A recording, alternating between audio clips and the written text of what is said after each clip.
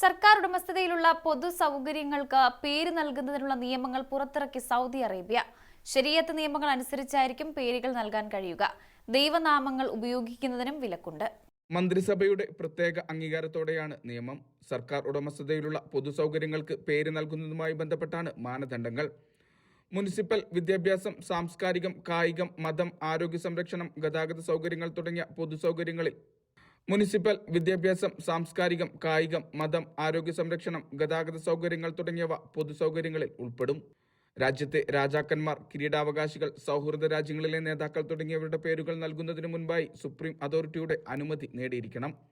ശരീഅത്ത് നിയമങ്ങൾക്ക് വിരുദ്ധമായ രീതിയിൽ പൊതുസൗകര്യങ്ങൾക്ക് പേരിടാൻ പാടില്ല. ദൈവത്തിന്റെ വിശിഷ്ട നാമങ്ങൾ ഉപയോഗിക്കുന്നതിനും വിലക്കുണ്ട്. അൽ സലാം, അൽ അദിൽ, അൽ അവൽ, അൽ നൂർ, അൽ ഹക്ക്, അൽ ഷഹീദ്, അൽ മാലിക് എന്നീ നാമങ്ങൾ പ്രത്യേക അനുമതിയില്ലാതെ തന്നെ ഉപയോഗിക്കാം.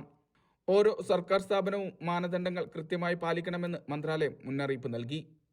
Mishal Cherpulassery, media 1, Riyadh.